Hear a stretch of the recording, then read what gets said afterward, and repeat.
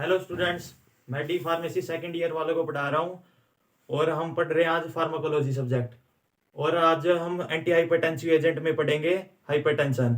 Anti hypertensive agent में हम पढ़ रहे हैं सबसे पहले उसकी डेफिनेशन। एंटी हाइपरटेंसिव एजेंट, ठीक है स्टूडेंट। एंटी हाइपरटेंसिव एजेंट कौन से होते हैं? जो हमारे बीपी को इंक्रीज करवाएंगे। बीपी इंक्रीज होएगा तो हार्ट रेट ऑटोमेटिकली इंक्रीज हो जाएगी, ठीक है। और बीपी कितना होना चाहिए? 120/80 और ओल्डर पर्सन में होना चाहिए 140/90, ठीक है students. Hypertensive is a very common disorder, very common disorder. Hypertension is a very common disorder और ये बीपी सिस्टोलिक में होना चाहिए, systolic BP 120 mm of Hg और डायस्टोलिक में होना चाहिए, diastolic BP 80 mm of Hg। In older person,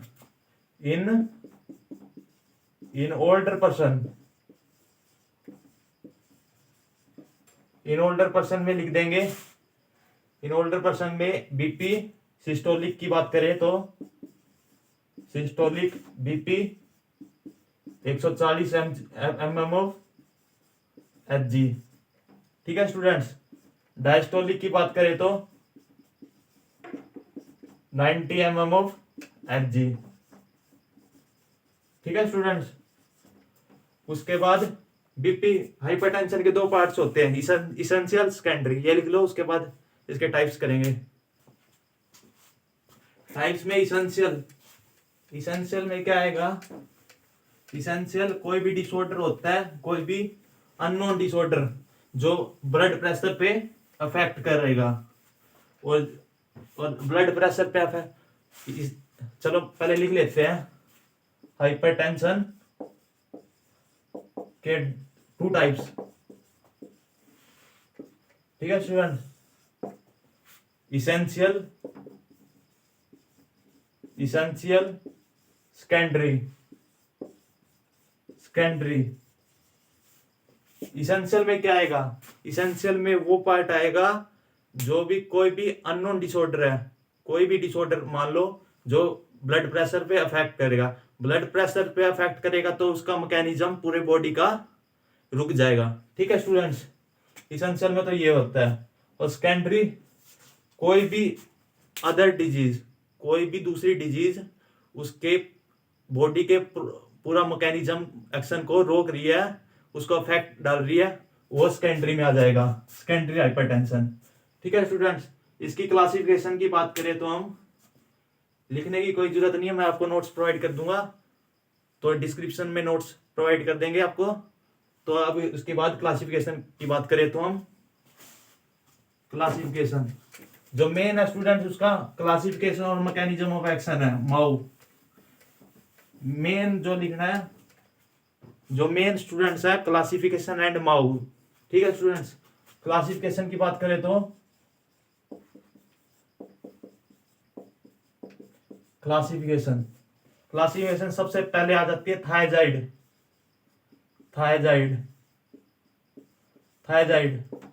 thiazide में आएगा डायूरेटिक्स जो किडनी में रोल होता है, जो मेन रोल होता है किडनी में होता है डायूरेटिक्स का। डायूरेटिक्स में कौन कौन सी ड्रग आ जाएगी स्टूडेंट्स? हाइड्रोक्लोरोथायजाइड,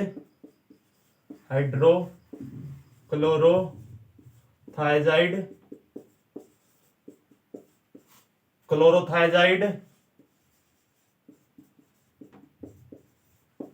क्लोरथैलिडोन।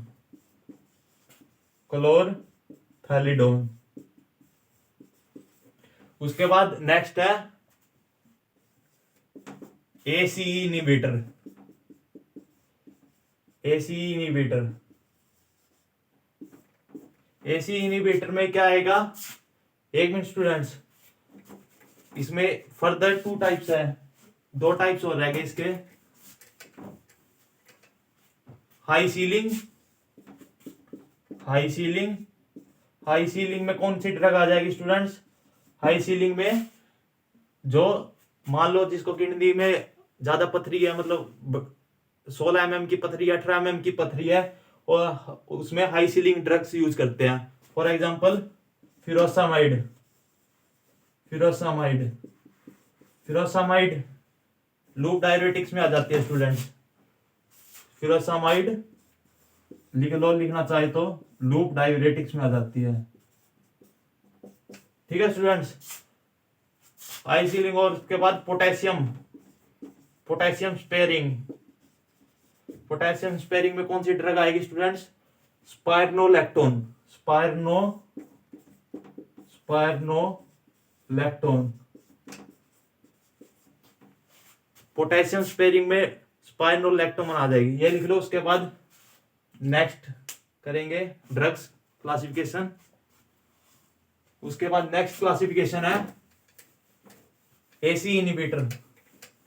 नेक्स्ट क्लासिफिकेशन की ड्रग है हाइपरटेंशन की angiotensin converting enzyme,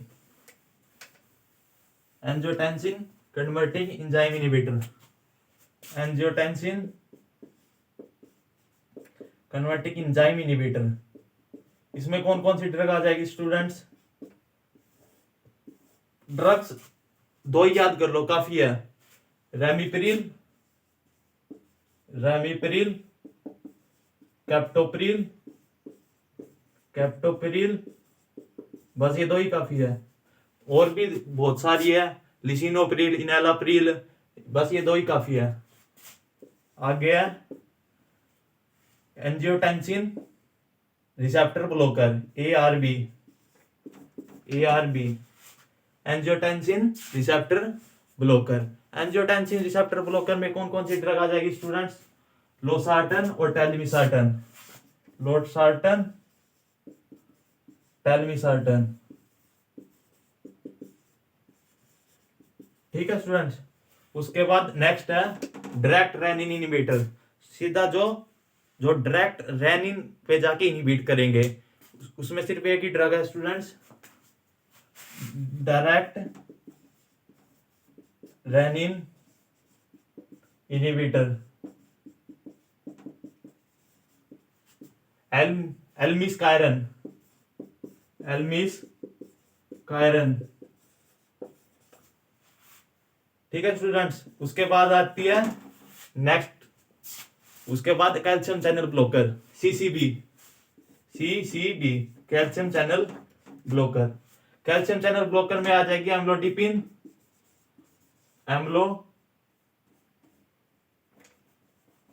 sorry students, amlodipine, निफ्डिपिन, निफ्डिपिन।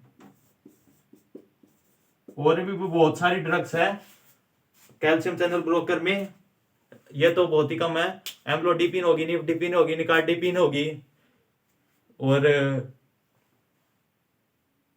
बस यही है, काफी है, इतनी दो ही ड्रग्स काफी है।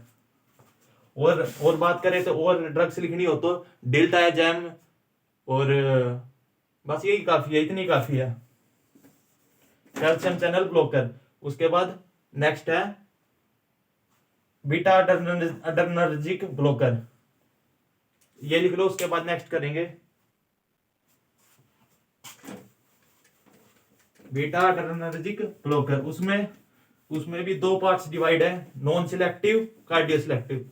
कार्डियो सिलेक्टिव जो हार्ट पे जाके अफेक्ट करेगी, जो हार्ट रेट इंक्रीज हो जाता है बीपी की वजह से। ठीक है students, beta adrenergic blocker. Beta adrenergic blocker में, बीटा अडर्नर्जिक ब्लॉकर में नॉन सिलेक्टिव और कार्डियो सिलेक्टिव। ठीक है students, cardio selective, non selective और कार्डियो सिलेक्टिव। नॉन सिलेक्टिव और कार्डियो सिलेक्टिव में कौन कौन सी आ जाएगी ड्रग्स स्टूडेंट्स? नॉन सिलेक्टिव में आएगी प्रोप्रेनोलोल, जो बीपी पे अफेक्ट करेगी। प्रोप्रेनोलोल। और कार्डियोसेलेक्टिव में जो हार्ट पे अफेक्ट करेगी, जो सीधा बीपी पे अफेक्ट करेगी, वो मेटोप्रोलोल। मेटोप्रोलोल। उसके बाद है alpha and beta adrenergic blocker, जो अल्फा पे भी अफेक्ट करेगी और बीटा पे भी अफेक्ट करेगी। Alpha and beta adrenergic blocker, alpha and beta adrenergic blocker. ठीक है स्टूडेंट्स। उसके बाद alpha and beta adrenergic blocker में कौन सी ड्रग आएगी? लविटालोल, कार्बिडिलोल। और भी बहुत सारी ड्रग है, दो ही काफी है, लविटालोल, कार्बिडिलोल, कार्बिडिलोल। ठीक है स्टूडेंट्स।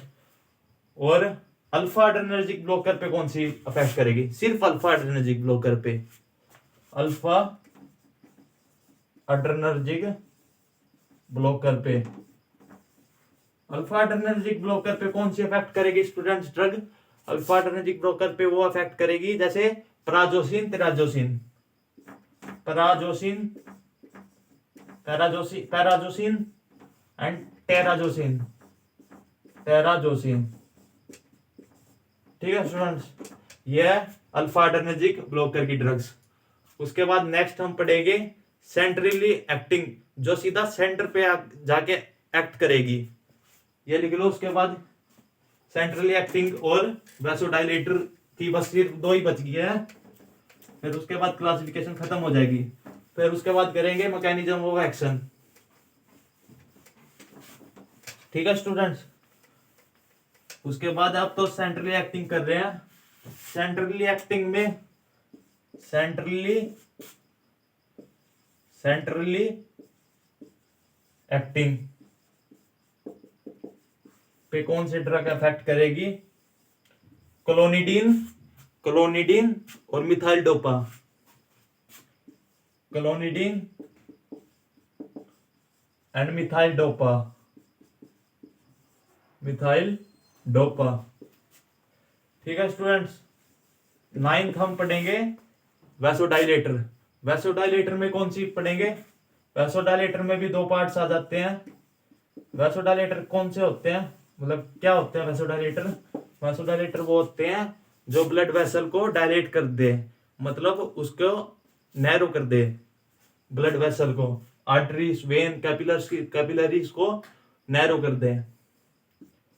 आर्ट्रियोलर, आर्ट्रियोलर, आर्ट्रियोलर में आ जाएगी हाइड्रालाजिन, हाइड्रालाजिन, हाइड्रालाजिन। और आर्ट्रियोलर प्लस वेनस, मतलब जो आर्टरी पे भी अफेक्ट करे, वेन पे भी अफेक्ट करे। आर्ट्रियोलर प्लस वेनस, ये दोनों पे अफेक्ट करे, आर्ट्रियोलर प्लस वेनस।